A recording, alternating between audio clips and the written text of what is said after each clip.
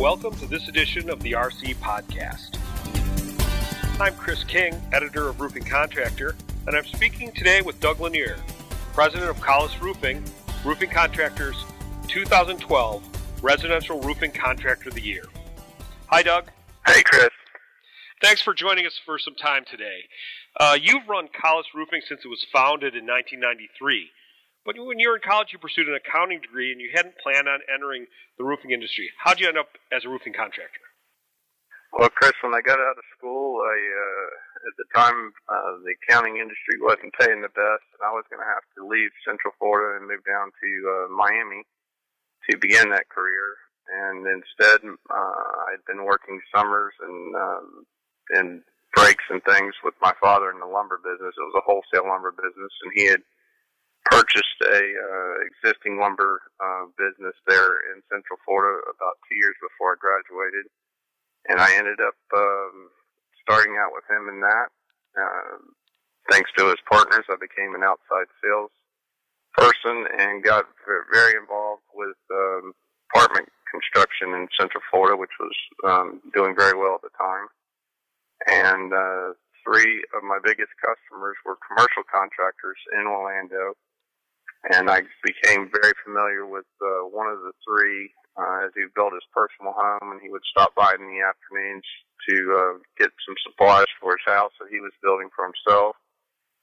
And a hailstorm had come into Orlando, which is quite unusual, and it was very significant. And actually, a second storm came a few months later, and there was quite a bit of activity that I noticed at the lumberyard in the roofing arena. And the lumberyard I was working at had a roofing supply business there, and I became interested in it and spoke with him and worked out an arrangement to begin selling roofs for him that had been hail damaged in Orlando.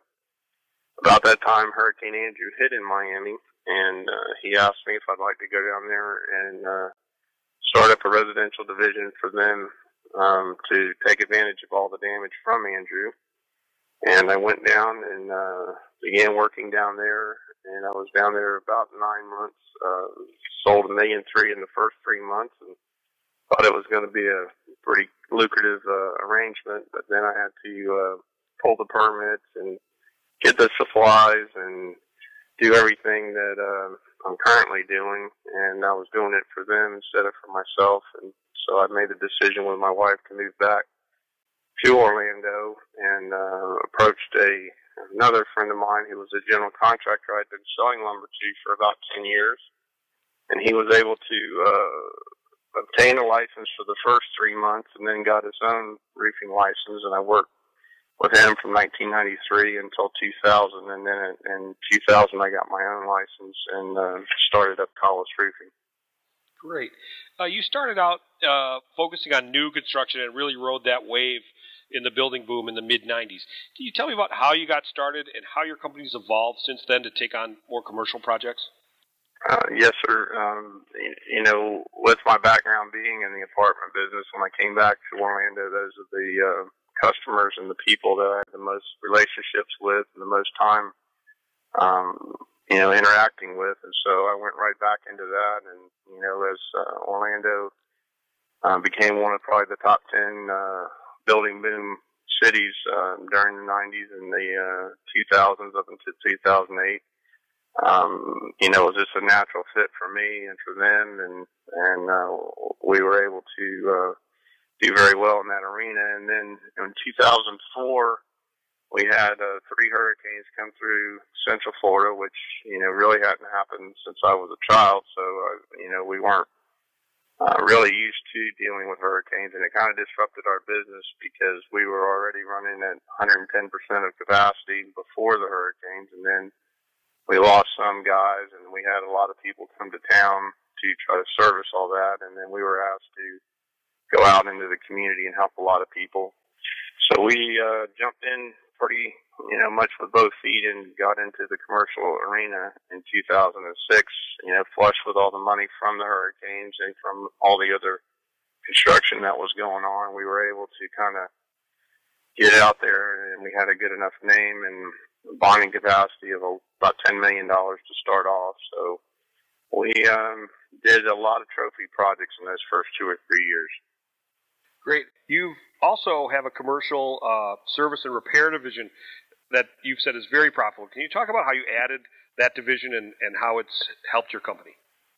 Yeah, with the expanding of our website and also, the expanding into the commercial arenas, more and more people find out about you. A lot of them are friends of mine or acquaintances of the superintendents that we work for, and they'll own smaller commercial buildings which, are in and around the town, and that a lot of them, they don't want to replace the roof, or there's really no need to replace the entire roof, and it's very difficult when all you have is production crews to get those kind of things done without dedicating people and a manager to deal with those type of things. And we've expanded now. We're running 2 vans out every day for just that, along with our 5 residential repair vans. And again, when you're going out and fixing something like that, it is so appreciated, and the dollars of rent in those buildings is so high that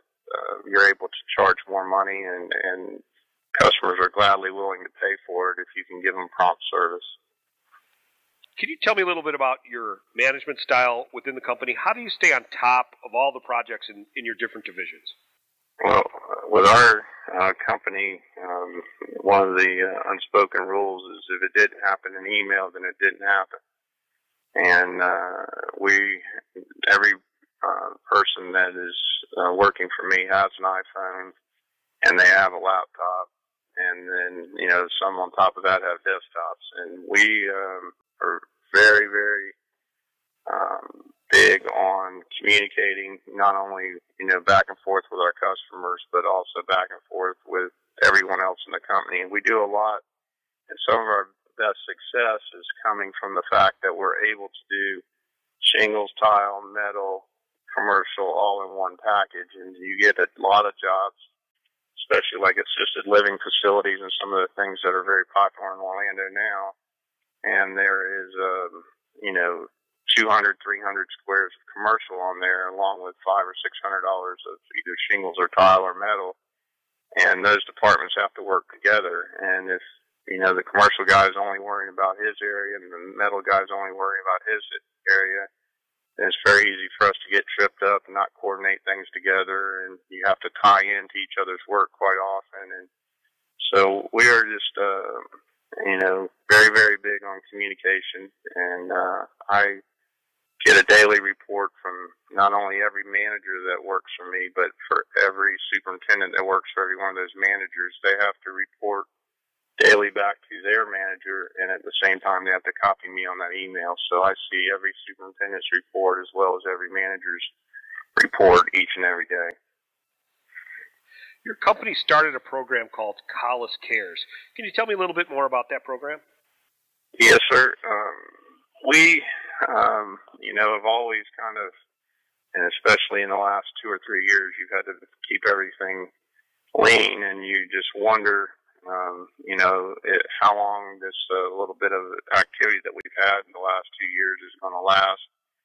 And, is this building upturn that we're experiencing currently going to last much past this election, and everybody keeps talking about the fiscal cliff and things along those lines. And so as a manager, you're very cautious because you don't want to hire somebody and then 3 months, 6 months, 9 months down the road have to lay them back off as things turn back around.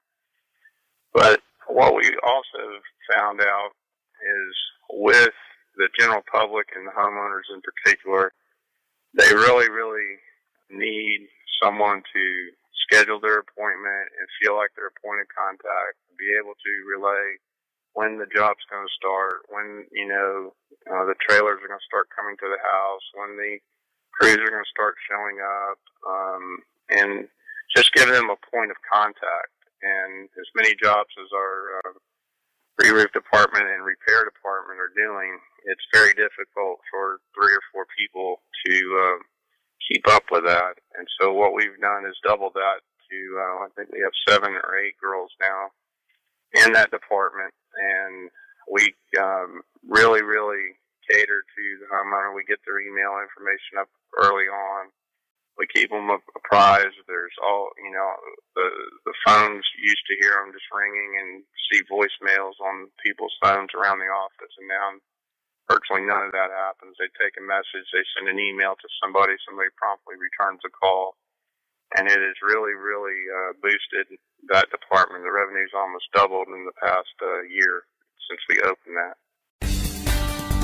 Well, thanks very much for spending some time with us today. Thank you so much, Chris. If you're interested in learning more about Collis Roofing, please check out the article in the November edition of Roofing Contractor or online at roofingcontractor.com. Thank you.